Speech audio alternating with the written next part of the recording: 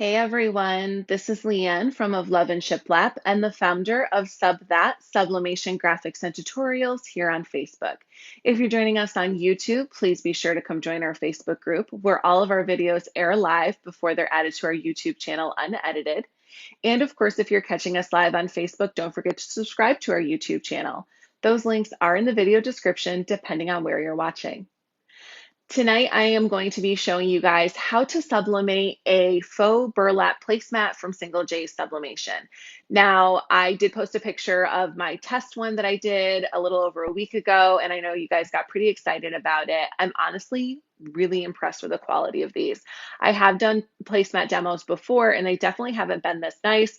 So I think my only regret is that I've had these for over a year, and I'm just finally getting to them. It might actually be longer than a year. I've had them for a while.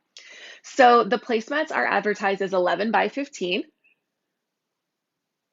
As always, we will measure them first before we print our transfers so we can make sure that things do fit properly.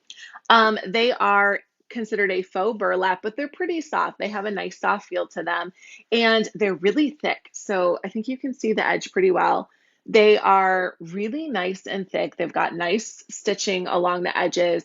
And unlike a lot of things that are two ply, the layers do not actually separate.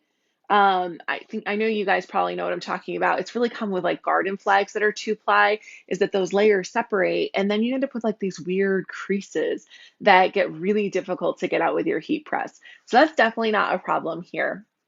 As you can see, my test sublimation was gorgeous. This design and a series of different ones with different words are available on my website.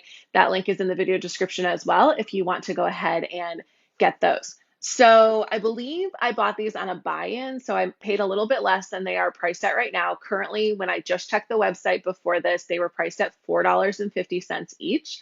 I know some of you guys might feel like that's kind of a lot for placemats, but for sublimation, it's really important that you guys are always stressing the value of the product that you are putting out.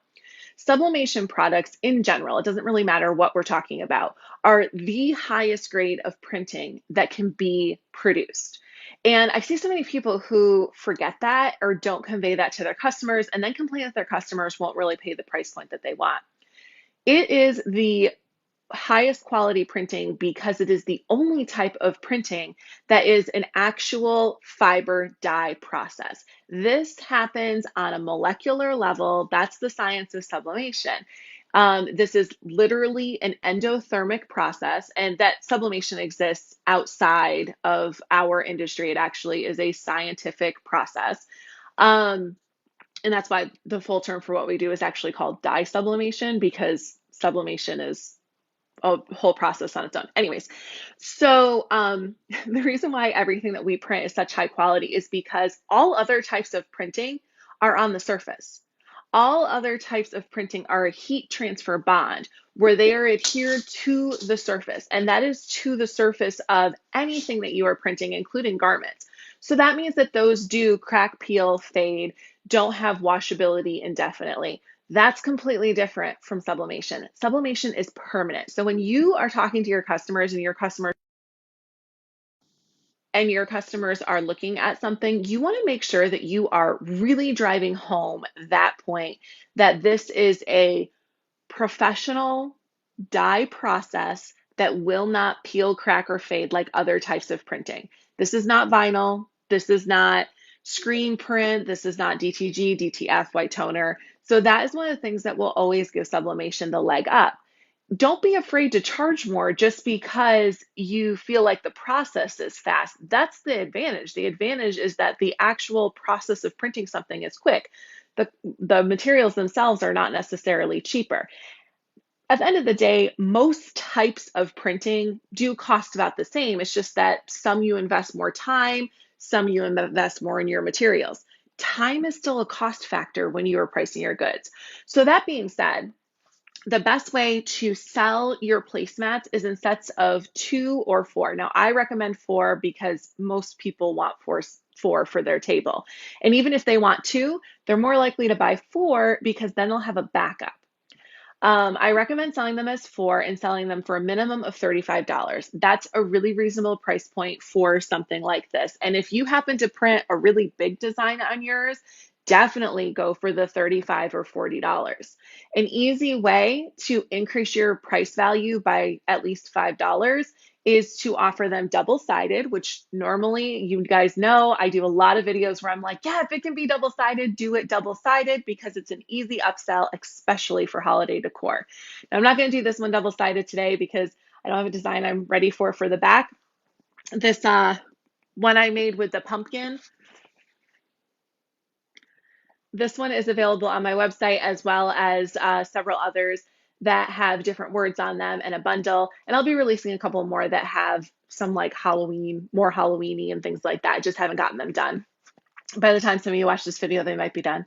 But anyway, so you guys can go ahead and grab that on my website. The link is in the video description for this design that we are going to do today. And don't worry, if you're noticing that I did not have a solid line right there, I fixed that in the design after I printed this. So you guys will have one that has the nice solid border. See how the top is? This is why sometimes I gotta test stuff on my own. All right, so the best way to sell these, again, is in sets of 2 or 4. Again, I recommend 4 and then doing 8. You could do 12, but I feel like not many people have a 12-person table. Sell them for $35 for a set of 4. Offer them double-sided or personalized with a name or monogram for an additional $5. That is an easy upsell. And then the best part is that these came in packs of 2 and they were in resealable bags. So you can slide them right back in there and you can just fold them in half like this and slide them in your favorite poly mailer for something that is really affordable to ship. It should not cost you more than $4 or $5, and that is with the current shipping increase to ship a set of these. So very reasonable to ship pretty much anywhere in the United States. We are talking about using that mailer setting, not a box setting. Remember that your packaging does make a difference. If something does not need to be in a box, do not ship it in a box. That just inflates your shipping costs when it doesn't need to. Poly mailers and bubble mailers are your best friend for any items that can possibly fit in them. And one of those items is these. Now, the last thing that I do want to tell you guys of why I'm really impressed with these is because they're really flexible. So I'm just going to crumble it up. The reason why this matters is because sublimation placemats that are really stiff do not wash well. People today want something like a placemat to either be easy to throw in the washer and dryer, or they want to be able to wipe it off with a cloth. Now, there are sublimation placemats like that. I haven't actually tested them yet, but I do know that like Condi sells those ones that you can wipe off. I should get some. But anyways, but these ones are nice and flexible, which means they're gonna wash well. Another set that I had demoed almost 3 years ago now, it did not wash well. It came back with these horrendous creases in it from being washed and dried that I could not get out, and it basically ruined them. That's not something you want to give to your customers. And wash dry testing is important. I always recommend that you guys do that if you're not sure about something or can't get someone in our group or me to vouch for it. Now, I haven't actually washed these yet, but just the fact that they are flexible tells me, and that when I, flatten them back out, they're not permanently creased, tells me that they will wash well. So those are the kind of things you just look for. Okay, so our process for our placemat, mine's upside down. Our process for this placemat is going to be, first we're going to measure it. Even though they're advertised as 11 by 15, I want to make sure that my design does fit just the way I want it to. So we measure. Get in the habit of measuring. I'm going to start making sure that we do that in all of our demos because I see way too many people doing asking for measurements and then wondering why their prints aren't the correct size. You have to measure your substrates. They can be different. Every one in a batch. Some things not so much, but other things, yes. So always measure. Don't just go on whatever the measurements are that someone tells you or you see online. So we'll measure first, and then we'll hop into Affinity Designer with those measurements, and we will quickly import and size our placemat design. And then we'll go ahead and print it off with our Workforce 7710 using printer jack ink and paper. All of that I purchased on Amazon. And then we'll go ahead and press it. So let's go ahead and get started. All right, so welcome to our bunch of new devices to hold the phone and iPad. I'm hoping this will help give you guys better view. And if I can master the split screen streaming without one picture looking too weird, then we'll start doing that as well. But I did get this great overhead mount. I think it's working out good. So let's go ahead and measure. I've just got my generic Stanley metal tape measure, one of my favorites. If you do not have a tape measure, one, you can pick one up just about anywhere. And two, there is a printable ruler on my website. And on the printable ruler, I have actually marked these little lines so that you know the decimal placement or the decimal equivalent of those lines for entering into your favorite design program. So as we measure our one edge here, we have got 15 1/4 is our actual width. And then looking on the other side, we've got 11 1/2, but also it could be like 11 1/2 plus 1/16. It's like right in the middle. We're going to go with 11 1/2 to make it easy. So 11 1/2 by 15 1/4 are the measurements we're going to enter into Affinity Designer. I'm going to be setting up our design to print in Affinity Designer. I'm using a Windows laptop, but if you are using the Mac version, the steps to follow and the interface are relatively the same. If you are new to our group or new to Affinity Designer, you can find all of our tutorials that we currently have on this software underneath the group guides or on our YouTube channel underneath the Affinity Designer playlist. And if you are interested in learning everything there is to know about this software to be able to utilize it for digital graphic design and sublimation printing, then check out the Affinity Designer Digital Graphic Design Masterclass for sublimation that we have created. It is a paid 100-hour video course that is learn on your own time at your own pace.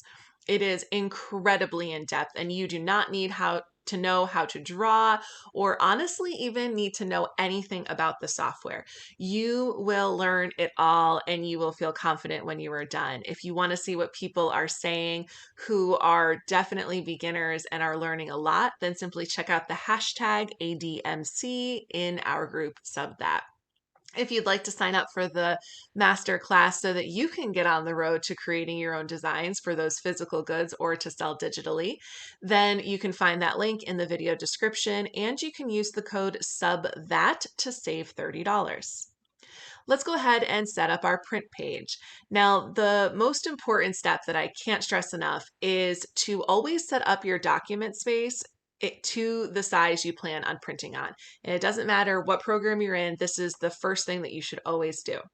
So because our measurements are 11 1/2 by 15 1/4, we're going to use a 13 by 19 or Super B size paper. We will go to File and then New. And you can manually enter in your measurements over in your layout panel, but I already have mine set up. If you would like to have a preset, see I have all of these presets for different things, then you simply hit that plus button after you set your measurements and it will add it over here, and then you can right click on it to rename it. It just makes it nice and easy when you want to set up your document. And underneath the print tab, there actually are most page sizes, just not Super B. Although it might be in here in the millimeters, but I did not take the time to go through and change them all. If you don't know, Super B paper is considered A3 plus, and I don't actually see that as an option here. So it's just easier to make my own. All right, you'll see that I have my margins marked as well. That is because I always want to make sure that I don't have my print too close to the edge and end up losing part of it on that little 1/4 of an inch border that there is for my Workforce 7710. I am going to start by creating a rectangle that will represent my placemat. So we can do that by selecting the rectangle tool, and then we will just click and drag to draw it out. We're going to resize it in just a minute, but if your if you cannot see your entire rectangle off the page of your document, then simply go to View, View Mode, and make sure that Clip to Canvas is deselected. When it is selected, everything is clipped onto your document space. And then when it's deselected, you can see what's off of the space. For this particular project, making sure you can see what's off of the space is essential. I'm going to come over here to my color panel first and make sure that my filled circle is on top, and I will hit that no fill little circle in the corner there to remove the fill. The open circle represents my stroke and it's currently set to black, which is perfect. We will then select our stroke panel and just add a little bit of weight so that we can actually see that. Now come down to your transform panel on the bottom. And over here where you see your measurements, we're going to enter in the measurements of our placemat. So that was 15 1/4, so 15.25 for my width, and 11 1/2, so 11.5 for my height. And then I'm just going to click on this in my layers panel to rename it. And I'll just call this placemat boundary.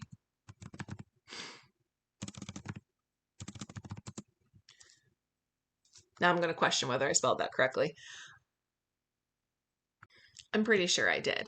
So why are we doing this? Okay, anytime you are doing a substrate like a pillow or a placemat, one of the most important things that you can possibly do when you are setting up your design is making sure that the size you created is what looks most professional. We see people in our group all the time who complain that customers won't pay the prices that they want and things like that for their goods. And I would say that probably 75% of the time, the biggest issue I can see with their product is that the sizing is horrible. And I mean, this isn't just for this type of item, but it's a little bit easier to do this kind of representation on this type of item. But I see it on t-shirts, I see it on coffee mugs, constantly where people print something and they think that they're printing it correctly because it's however they've seen before, but the sizing is off. The sizing is too big or it's too small or the placement is off. And whether you realize it or not, even though you are making something that's handmade, customers are going to pay for something that they pick up and look at and they're like, wow, this looks really professional. That's what they want to spend the money on. And if you are trying to get those higher price points, then you absolutely need to constantly be looking at your products through the lenses of, does this look like something that was professionally printed that I would have found at a big box store? And when you can say yes, you know that you've gotten things sized correctly. It's really kind of that simple. But a lot of it is just knowing little tricks to make sure that you are sizing things correctly. So one of those tricks is to set a boundary box in your design program and start like that. So we've set this boundary box to represent the external border of our placemat. And I'm going to zoom in so you guys can see this a little bit closer. Let's go ahead and import our placemat design and get it sized. We are going to click on our place image tool, which is this little picture icon here. And I'm going to pull in one of these placemats. These will be on my website later today. Of course, if you watch this video at a further date, they will already be on there. And then you want to click and drag to size it. Now I'm just kind of eyeballing it as I click and drag. The main thing is to make sure that you do that click and drag, as close to these edges as you want so you can get a good visual. Now we want to resize this. I might have gotten it pretty close actually. Okay, no, we're not quite there. Maybe. Let's look at our measurements. So we'll come down here to the transform panel. For something like this, you are looking at having a 1/2 inch to 3/4 of an inch border.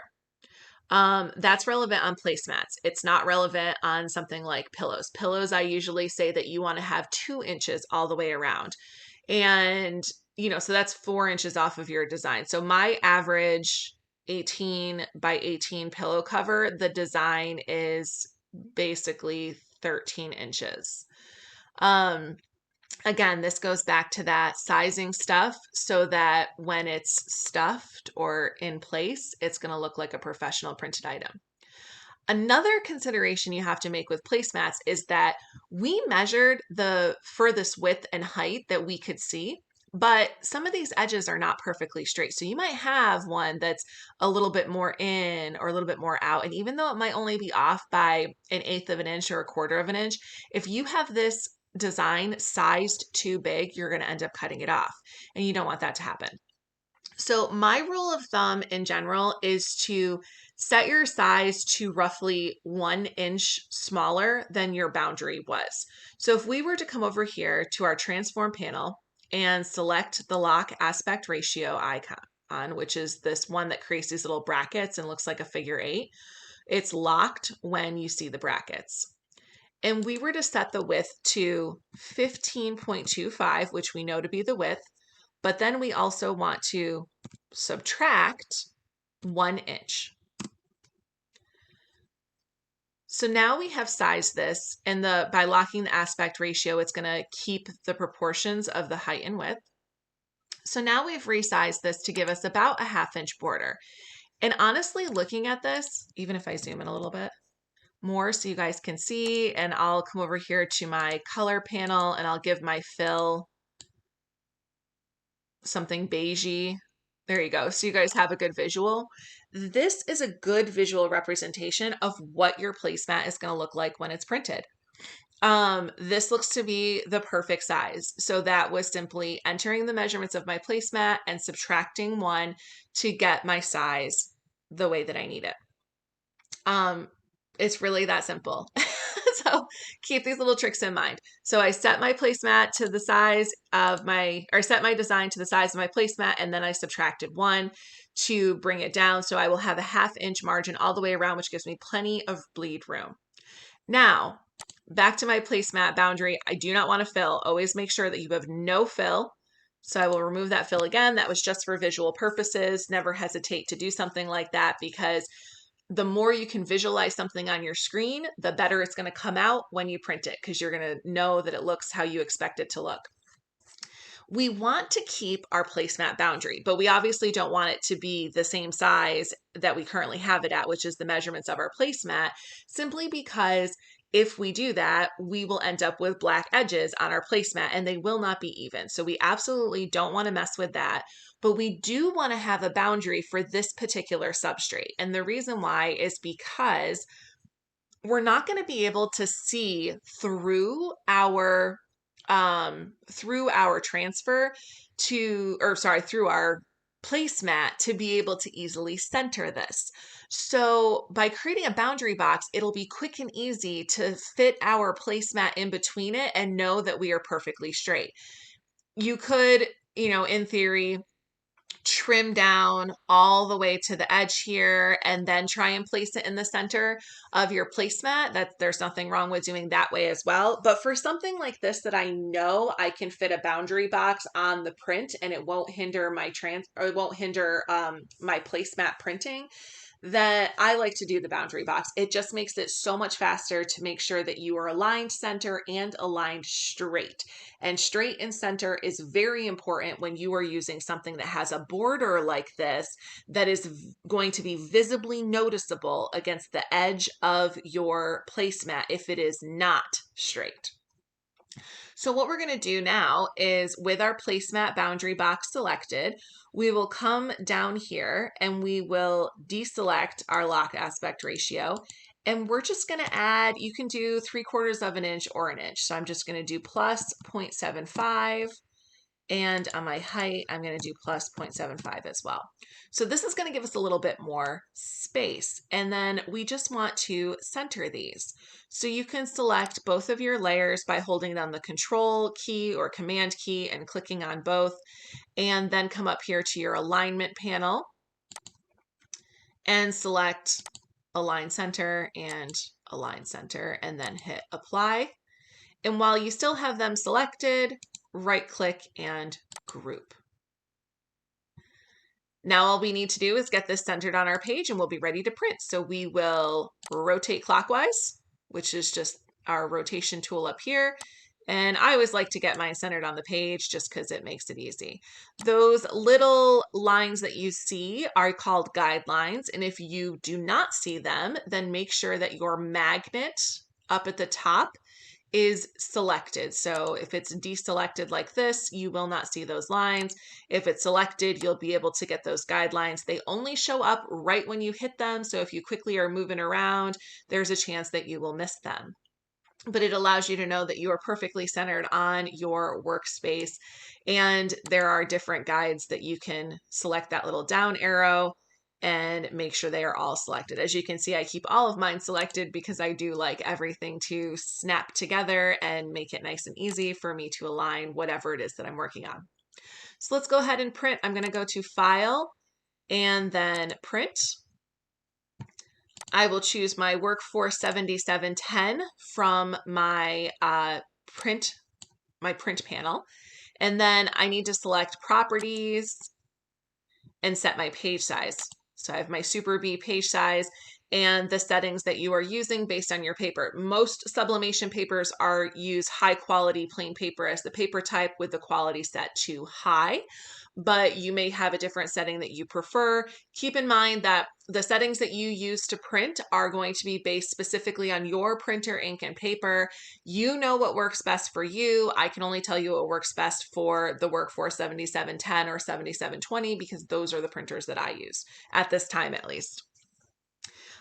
You always want to make sure that you do have mirror image selected, and we will go ahead and hit OK and then hit OK again, and we will be ready to print. So let's go ahead and pop back over to our heat press because we need to lint roll and pre-press our placemat while this is printing.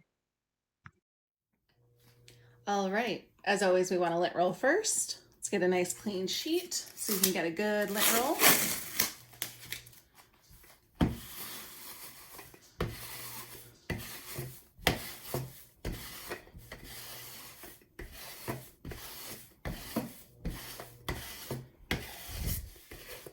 All right, and you always want to lint roll so that you get any, fuzz, pet hair, anything that might have gotten on this. You want to make sure you get it off because there's always a chance that it will hinder the transfer of your design, and also always the chance that it can turn blue. So if you've ever seen those little blue dots, it's usually lint. I'm giving this one an extra good roll because I know that it's been out of the plastic it came in for a minute. So, and I've got a dog. All right, I did lint roll both sides because we're still putting it on the heat press. And you might want to do it double-sided. I'm not doing double-sided today, but it's always an option for you. So let's pop over here to our heat press. And I will adjust you guys.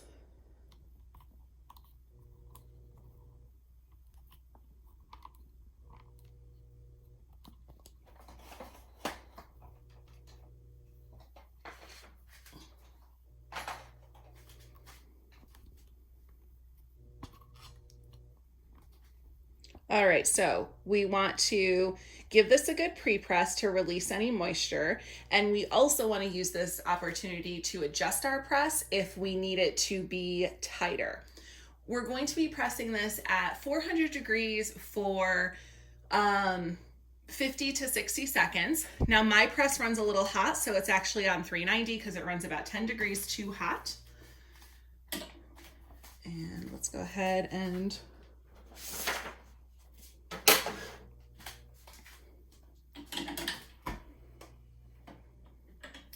open this up, put our placemat on.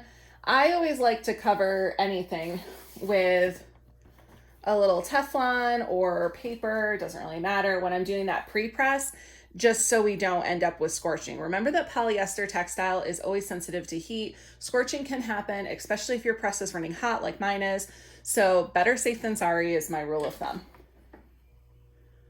We want this to have medium firm pressure so right now it's like really firm. I can tell by how difficult it is for me to pull it down. So I'm just gonna loosen it a little bit. There we go. And go again. you want to pre-press for at least half the time of your full press. If it's really humid where you are, then you want to pre-press for the full time you would actually be pressing your transfer. So we're going to pre-press for about 30 seconds because it's not too humid here. If it was humid, if this was more in the middle of summer where humidity is really high in North Carolina, then I would consider doing it for 60 seconds. The main thing is we do want to make sure all the creases are out from this being folded, and we want to make sure that all the moisture is out so that we don't get ghosting. Ghosting is one of the leading causes of ghosting, I should say, is when the fibers shrink from the heat because you didn't pre-press. So they shrink while your transfer is on and it causes a shadow of your design. We of course don't want that to happen and ruin a perfectly good substrate. So pre-pressing textiles is crucial for that reason. And this phenomenon should not seem too odd to you because it's pretty much the same as when your clothes come out of the dryer and they feel like they are shrunken. They're not, they're just void of moisture. All right, let's pull that over there. We gotta give it a second to cool.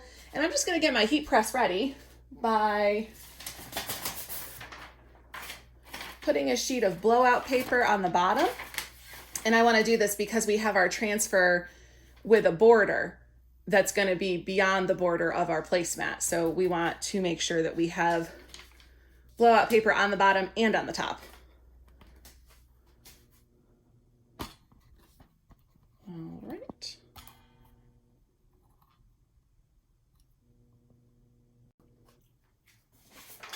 Okay, I've got my transfer here printed with my Workforce 7710 from Epson using printer jack ink and paper. I am using the blue paper. The pink paper is the new formula. I just happen to have some blue left, so I am using that. Now, normally you would definitely want to make sure to trim your edges. We can even see on this edge that I caught a little ink on my roller when it was pulling in. But because none of that is going to be on our placemat, I'm not going to worry about that.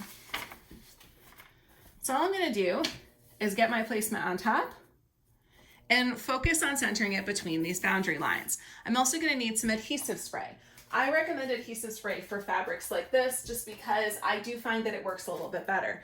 There are a couple of great ones on the market like Conde Pro Spray, but if you're looking for something that's just easier to get your hands on and is local, I'm a big fan of this Loctite repositional spray adhesive. And you can use any repositional adhesive. The main thing is knowing that it's going to cook off with the heat. You don't want it to like actually dry and become permanent. So let me move you guys in just a little bit more. All right, so we are gonna try and get this centered best we can. And this is why we added that boundary box, was so that it would be really easy for us to get this aligned. You know, we can eyeball it, especially if we have any areas where the stitching is slightly uneven, which is normal, by the way. It's literally all things. Okay, so it looks like we're nice and centered. So now my favorite trick, if you haven't seen my videos before, is to use my hefty metal tape measure as a paperweight. Put it on one half, and then we're just gonna lift up the other half and we're gonna spray it. Now you wanna just give it a couple of light mists. You always want to spray your substrate, not your transfer. The reason why is because if you spray your transfer and you end up with droplets, you can end up with ruining your design and having little clumps. Now on this particular design, that's not much of an issue because it's got a bunch of open space, but just a good rule of thumb to keep in mind no matter what you're printing. So a couple of light mists on our placemat. That's all you need. Press it on down, give it a little rub so it's adhering. Move your tape measure over and repeat this on the other side.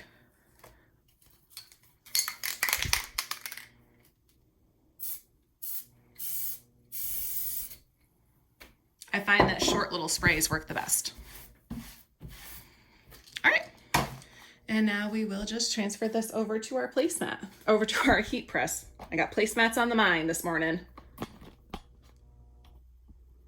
Sorry, I'm still getting used to this new iPad mount. We'll get there. All right, So we're just gonna pick it up, we're gonna carefully flip it over, we're gonna get it in place, and we're gonna cover it with that second layer of blowout paper. And you do wanna work quickly if you're working with a swing away. I'm gonna go ahead and close that so we can get going.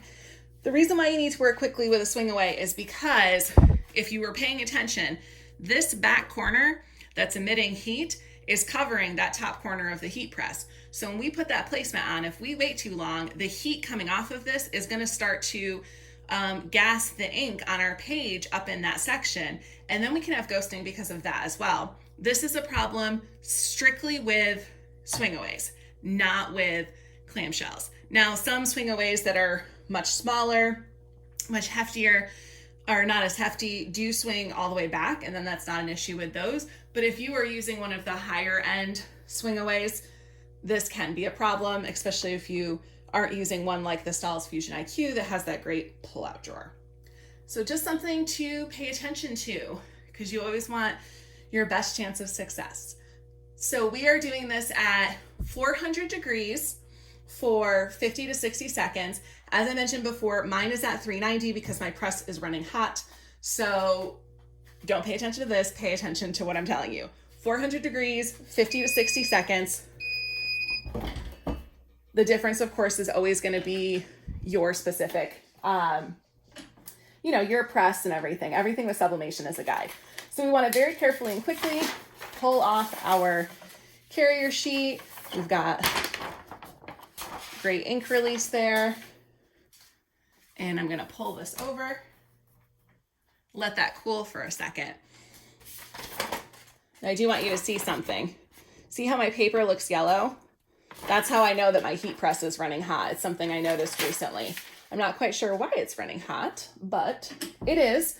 And it's important to pay attention to your equipment and pay attention to changes in your equipment. Every heat press is different. So even though I can give you a specific time and temperature, if your device is running hotter, that might mean that you need to lower the time and temp. Always just keep that in mind, that you want to pay attention to your press and its variables, because that's the biggest factor when it comes to sublimation. So now let's have a look at our finished placemat. Ta-da! Ooh, I really like this design. All right, we've got beautiful color transfer. My pumpkin that I drew looks fantastic on the bottom, and our design looks nice and centered and straight. So now all we would need to do is make one more or three more to make our sets, and then we would easily be able to package these back up and sell them.